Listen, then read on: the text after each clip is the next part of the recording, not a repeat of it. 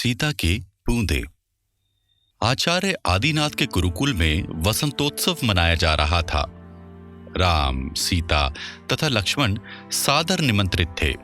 एक बहुत प्रसिद्ध नाटक मंडली जंगल के इस ओर यात्रा करते हुए आ पहुंची थी। गुरु आदिनाथ चाहते थे कि वे तीनों इस दल की कला प्रदर्शन का आनंद उठाने हेतु अवश्य पधारें। सूरज पश्चिम की ओर बढ़ रहा था। नाटक के लिए कोई विशेष मंच नहीं था। आरंभ में दर्शकों का स्वागत करते हुए भरत मुनि के नवरस की महिमा में वाद्य यंत्रों के साथ एक गीत प्रस्तुत किया गया। मुख्य प्रस्तुति का विषय था शिव पार्वती की घरेलू नोक-झोंक। दोनों कलाकार नृत्य निपुण थे। देखते ही देखते ऐसा रस बंधा कि दर्शक भाव विभोर हो गए। श्रृंगार से शांत रस की यात्रा में सभी के हृदय तृप्त हो गए। मन की सारी तुच्छता धुल गई। जो शेष रहा वह था निर्मल आनंद।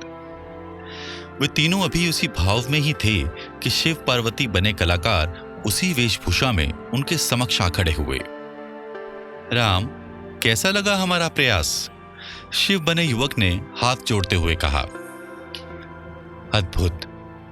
क्या नाम है आपके? राम ने मुस्कुराकर कहा। जी, मैं रोहित और ये मेरी पत्नी भानुमति है, शिव का रूप धारण किए युवक ने कहा। इस तरह आपके समक्ष आने के लिए क्षमा चाहते हैं, परंतु हम जाने से पहले आपका आशीर्वाद लेना चाहते थे, भानुमति ने कहा।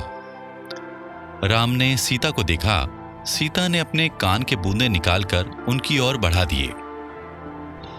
नहीं नहीं, आशीर्वाद से हमारा अभिप्राय आपकी शुभेच्छा से था।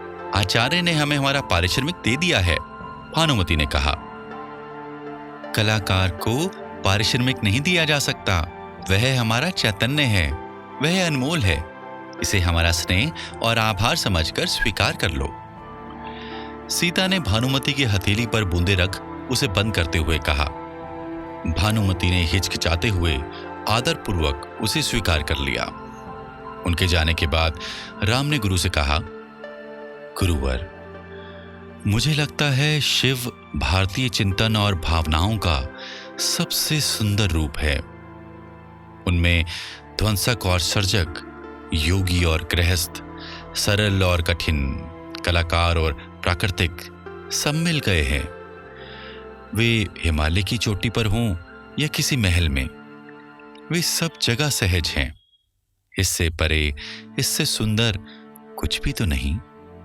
ठीक कहा राम, परंतु सोचकर दुख होता है कि आज इस महान चिंतन के उत्तराधिकारी अपनी जीविका के लिए दर्शकों के स्तर के अनुसार स्वयं को ढालते फिरते हैं।